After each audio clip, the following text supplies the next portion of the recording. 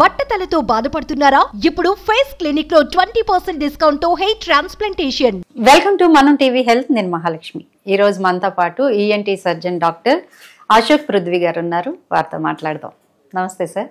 నమస్తే అండి. ఇప్పుడు ముక్కులో ఎలర్జీస్ అని వింటూ ఉంటాం. అసలు ఈ ఎలర్జీ ఎందుకు వస్తుంది? దీనికి ట్రీట్మెంట్ ఎట్లా ఉంటుంది సార్? ఈ ఎలర్జీలు అనేవి మనకి పుట్టినప్పటి నుంచి కూడా మనము ఈ వాతావరణంలో ఉండే రకరకాల యొక్క చిన్న చిన్న రేణువులకి ఎక్స్పోజ్ అవుతూ ఉంటామండి. అయితే మన శరీర తత్వాన్ని బట్టి కొంతమందికి జెనెటిక్ ప్రిడిస్పోజిషన్ అంటారనమాట. అంటే వాళ్ళకి ఆ లోపల ఎలర్జీ ఎక్కువ వచ్చే టెండెన్సీ ఉంటుందన్నమాట. అది న్యాచురల్గా బై బర్త్ ఉంటుంది.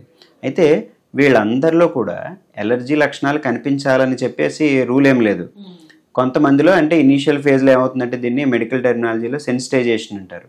అంటే అలా ఎక్స్పోజ్ అవ్వటం వల్ల, అంటే మనకి రోజువారీ డస్ట్ కానీ లేకపోతే ఇంట్లో చూడండి కొంతమందికి వాతావరణం హ్యూమిడిటీ అది ఉండడం వల్ల, వెంటిలేషన్ అది సరిగ్గా లేకపోవడం వల్ల కాక్రోచ్లు లేదా ఫంగస్లు ఇలాంటివి కూడా పెరుగుతూ ఉంటాయి.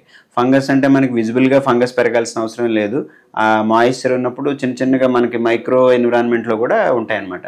ఇవన్నీ కూడా ఎలర్జీకి సంబంధించిన కారకాలు. అలాగే కాటన్ డస్ట్, లేదంటే మనకి బట్టలకు ఉండే లైనన్ ఉంటుంది కదా, లైనన్లో చిన్న చిన్న దారపోగుల్లో వచ్చే చిన్న చిన్నవి అవి కూడా మనకి ఎలర్జీని కలుగజేయగలవు.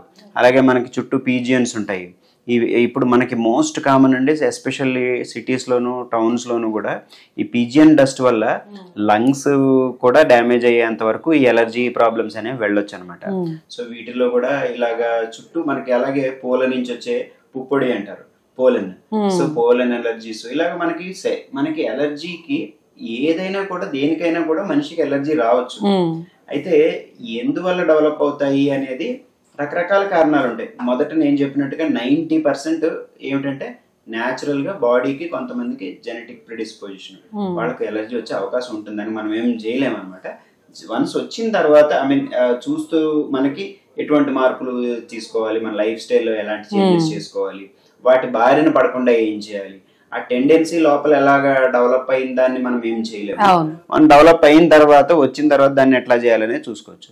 కానీ ఇంకొక భాగం ఏంటంటే వీళ్ళల్లోనే మనం చిన్నప్పటి నుంచి కూడా కొన్ని రెగ్యులర్ ప్రాక్టీసెస్, అంటే టైం ప్రకారంగా, ఇప్పుడు కొంతమందికి ఇన్ఫెక్షన్ ఏదైనా వచ్చిందనుకోండి, చాలామందికి ఒక పిల్లల్లో ఎస్పెషల్లీ ఒక సంవత్సరానికి 4 నుంచి 6 సార్లు కానీ ఒక 7-8 సార్లు జలుబు చేయటం అనేది చాలా సహజం. ఒక 4-5 సార్లు జలుబు చేస్తుంది. దానికోసం ప్రతిసారి పేరెంట్స్ కంగారు పడి డాక్టర్ దగ్గరికి తీసుకెళ్ళినప్పుడల్లా, లేదంటే ఏదైనా వాళ్ళు భయపడి ప్రెజర్ చేయటం వల్ల ఒక్కొక్కసారి యాంటీబయాటిక్స్ కూడా రాస్తూ ఉంటారు. సో ఈ యాంటీబయాటిక్స్ రిపీటెడ్గా వాడటం వల్ల ఏమవుతుందంటే మనకి బాడీలో ఎప్పుడు కూడా ఒక బ్యాలెన్స్ ఉంటుందన్నమాట. ఈ ఇన్ఫెక్షను, ఎలర్జీ, మనకి ఇన్ఫెక్షన్స్ రిపీటెడ్గా చిన్నప్పుడు కొంచెం ఎక్స్పోజ్ అయితేనే మంచిది. దానివల్ల ఎలర్జీ టెండెన్సీ అనేది తగ్గిపోతుంది. కానీ ఎప్పుడైతే ప్యూర్ హైజెనిక్గా అసలు ఏది టచ్ చేయనివ్వకుండా పిల్లల్ని చూడండి మట్టిలో ఆడుకోనివ్వము, ఎక్కడికి వెళ్ళనివ్వము, అంతా కూడా మొత్తం వాళ్ళకి కొంతమందికి అయితే హ్యాండ్స్కి ఫీట్కి కూడా సాక్స్ అన్నీ వేసేసి వదులుతూ ఉంటారు. ఇలాంటి వాతావరణంలో పెరగడం వల్ల ఏంటంటే న్యాచురల్గా ఉండే వాటికి మనం ఎక్స్పోజర్ అనేది పోతుంది.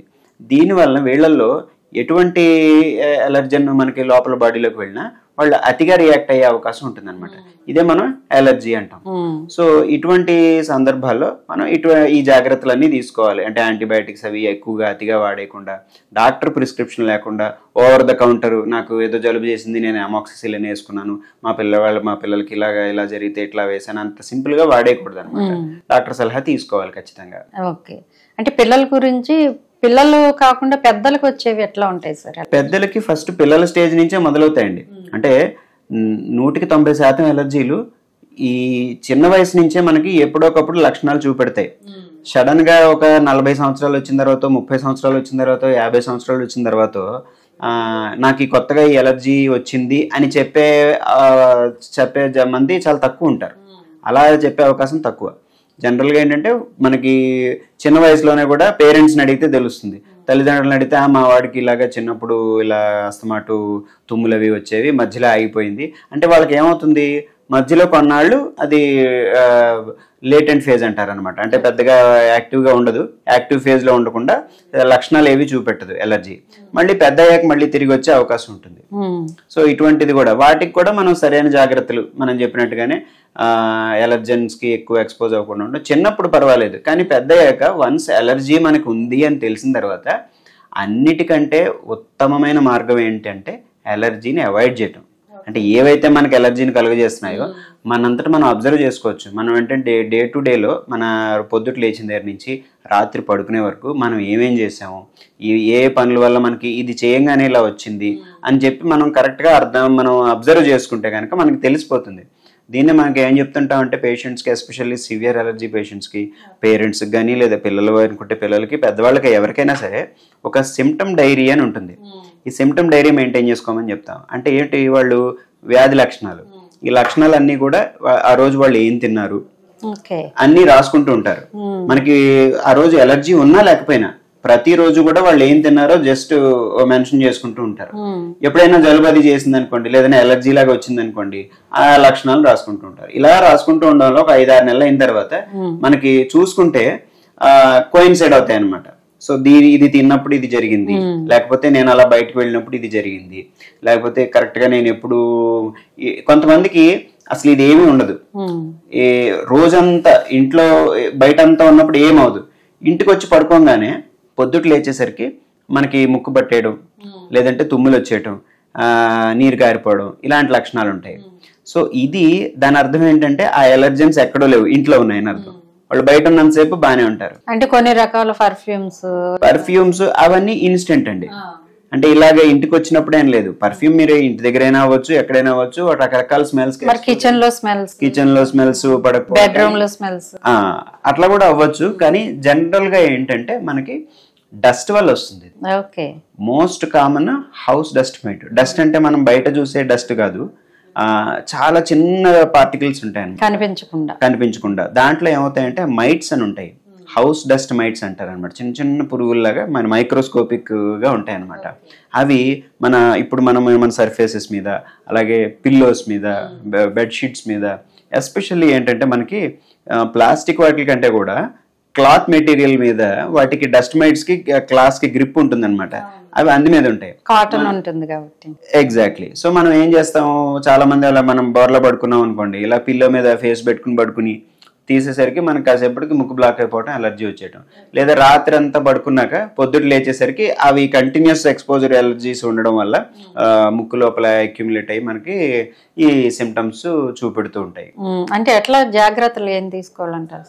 వీటికి ఏంటంటే ముఖ్యంగా మనం ఫస్ట్ ఇల్లు వెల్ వెంటిలేటెడ్గా ఉండాలి. అంటే సన్లైట్ బాగా రావాలి. సన్లైట్ అనేది ఏంటంటే ఎప్పుడు కూడా డస్ట్ మైట్స్ని కిల్ చేసేస్తుంది. సో మనకి సన్లైట్ బాగా పడుతూ ఉండాలి. అలాగే ఇంట్లో ఫుడ్ ఐటమ్స్ ఇవన్నీ కూడా కిచెన్లో ఎస్పెషల్లీ చాలా నీట్గా క్లట్టరింగ్ లేకుండా ఉండాలన్నమాట. అలాగే స్పిల్లేజ్ ఉండకూడదు. మనకి ఇప్పుడు షుగర్ తీసుకున్నారనుకోండి, షుగర్ తీసుకుని పెట్టారనుకోండి, ఇప్పుడు అది పంచదార అటు ఇటు పడితే దానికోసం కాక్రోచ్లు వస్తాయి. సో కాక్రోచ్ నుంచి వచ్చే డస్ట్ కూడా ఎలర్జీకే. సో దాని యొక్క షెల్ ఉంటుంది కాక్రోచ్ మీద, దాని నుంచి వచ్చే ఎలర్జీ, వాటి నుంచి కూడా మనకి చాలా ఎలర్జిక్ టెండెన్సీ ఉంటుంది అనమాట. దీనికి హై ఎలర్జిక్ పొటెన్షియల్ ఉంటుంది. సో వీటన్నిటి వల్ల కూడా మనకి ఎలర్జీలు అవి వచ్చే అవకాశం ఉంటుంది. ఇవన్నీ జాగ్రత్తగా చూసుకోవాలి. ఇల్లంతా డస్ట్ లేకుండా నీట్గా ఉంచుకోవటం, వెంటిలేషన్ బాగుండటం, డే టైమ్స్ ఎక్కువ యాక్టివిటీ జరిగే క్రమంలో మనం విండోస్ అయి క్లోజ్ చేసుకుంటూ ఉండాలి. Okay sir, thank you sir.